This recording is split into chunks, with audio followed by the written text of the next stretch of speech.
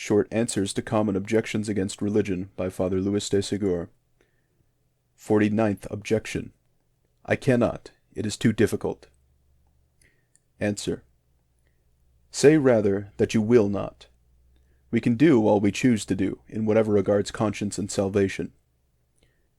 What is wanting is not the power, it is the courage. We dread labor, we shrink from it. The true Christian is brave, like a good soldier, who is only the more stimulated to combat by the attacks of the enemy. He fears nothing. Resting on Jesus Christ, from him he gains the strength which inspires him. If he falls, he rises again, and renews the combat with greater strength than he had before. I cannot. The sluggard who in the morning yawns, stretches himself, and again turns to sleep, instead of doing his work, says also, I cannot. A day will come when you will see that you could, but the time will then be gone, the hour for working will have passed away. You will be before the tribunal of Jesus Christ, and you will hear his awful words, Depart from me, ye cursed, into everlasting fire which was prepared for the devil and his angels. On that day you will understand that you could. However, there is one thing true enough in what you say. You certainly cannot conquer your evil passions and practice the lofty virtues of the Christian if you do not seek the necessary strength in the place where it is to be found. No, you cannot avoid the sins which you habitually fall into if you do not employ those means which Jesus Christ, your Savior, has placed for this purpose in the hands of his church. You know what these means are.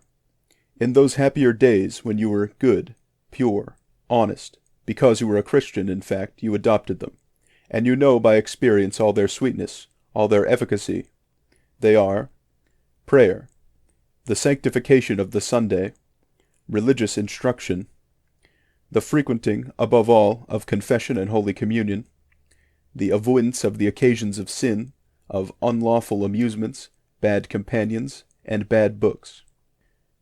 Without these means, no, you certainly cannot be good. With them, not only you can be good, but there is nothing more pleasant or easy.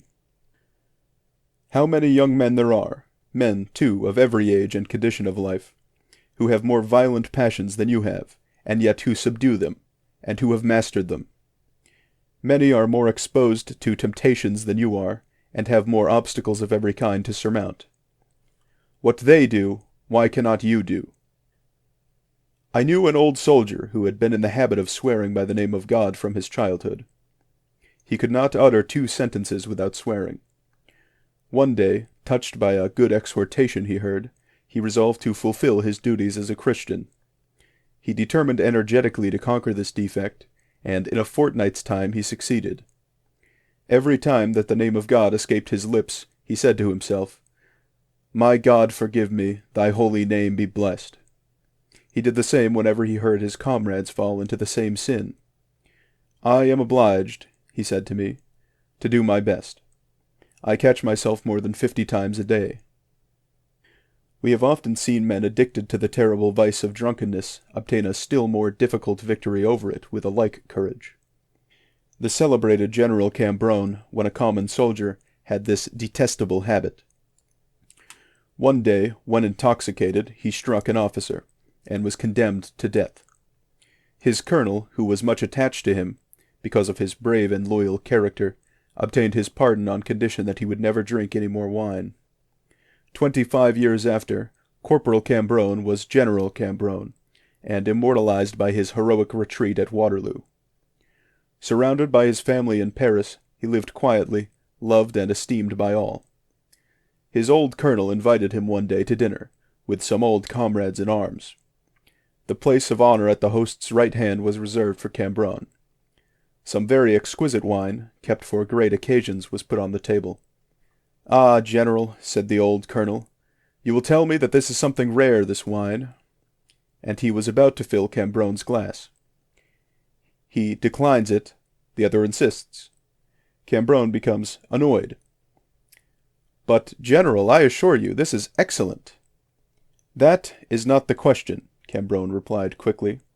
It is a question of my honor. My promise when a corporal. Have you forgotten it, Colonel?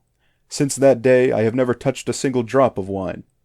My word and my conscience are of more consequence than your wine.